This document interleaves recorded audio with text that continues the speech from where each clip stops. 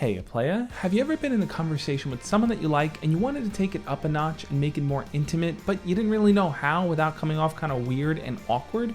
Don't worry. In this video, I'm going to walk you through exactly what to say and do to make that conversation a bit more spicy, a bit more fun, and a bit more intimate between you and your crush. What is it like to be more intimate in a conversation though? Does that mean being a lot more flirty, a lot more sexual in what you send them and say, or just sharing your feelings a whole lot more? Intimacy is kind of a mix of all of those things. When you're talking to someone that you like, you want there to be a high level of intimacy. You want that person to see you in a romantic light, to want to explore those areas with you, to grow and learn, to see how you guys are compatible and how you really connect. And I think the most common mistake that people tend to make is they focus way too heavily on the sexual part, whether that's sending sexy photos, sending sexy messages, or just describing things in great sexual detail. So when I meet you later at your place, what do you want to do? Well, I figured we can and then I can your and then we can and then oh wow. I totally get it. You want to be physically intimate with this person and you're super horny, but sending incredibly sexualized messages like that is actually going to be a turnoff. What you're doing is you're showing them that you only see them for a sum of their body parts. You want to be physically intimate with them, but you're kind of negating the rest of who they are and what they bring to the table. And there's definitely a time and place for messages like that. It's just not at the very beginning when you're starting to get closer to that person. Here's what I recommend. If you want to build intimacy with the person that you like, let it be a gradual story that builds up rather than a to-do list where you check things off. When you look at things like a to-do list, every step along the process is its own individual task. I want to hold her hand, I want to hug her, I want to kiss her, I want to make out with her, and every step of the way, all you're focused on doing is that physical thing. And that really comes across in how you interact with them. It becomes more mechanical and less authentic. But if you focus on building out a story in your interaction, what they start to see is that the two of you are on this journey together. You're discovering things, you're learning, you're growing, you're working up towards these bigger moments that both of you can enjoy. I had so much fun hanging out with you this weekend. I can't wait to see you again. Same here. I really felt the chemistry between us, and I gotta say, I don't know if I'll be able to keep myself from kissing you next time I see you. Whoa.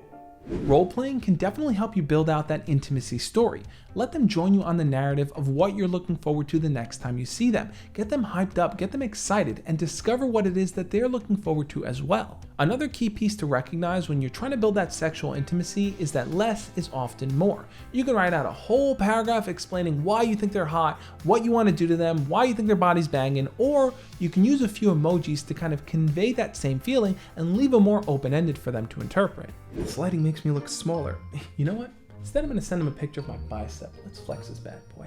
Oh my god, that's so hot. Have you been working out? I so want to touch your arms next time I see you. Little piece of advice here, guys. Don't send girls dick pics. They don't like them. They find it weird and creepy. Plus, it doesn't help you build that intimacy story. You're being so incredibly graphic in sending that picture, you're just conveying the message, hey, look at my schlong. I like my schlong. Do you like my schlong? And I'd be remiss if I didn't mention here that consent matters. It can be tricky to navigate these waters. As you're getting closer to a girl, you want to build that intimacy, but you might be afraid that there might be some backlash if you cross the line or do something that's really inappropriate.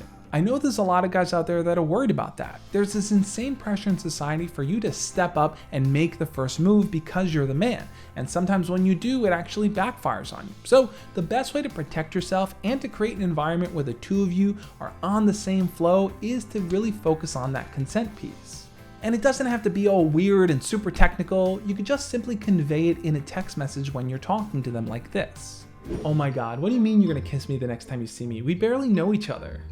I know, I just can't help it. Your face is so kissable. So the next time we're hanging out, if we're just vibing along, I might just have to go for one. Is that cool with you? Oh my god, you're so crazy. I mean, yeah, I guess. You want this process to be enjoyable for the both of you, don't you? So start taking those small steps. Remember, everyone is at different stages. So if that person is not used to messaging like this, recognize their pace and start working at that level. As you start to build out that intimacy story and the two of you start to exchange more fun and flirty messages and pictures with each other, you're gonna get a real sense really quickly of where they stand and how comfortable they are with you. Now, if you're curious about how to do things like go for the first kiss or make the first move, check out the videos listed over here on the sides. Those are gonna help you out as well. On that note, guys, I'll catch you next time. As always, love and peace.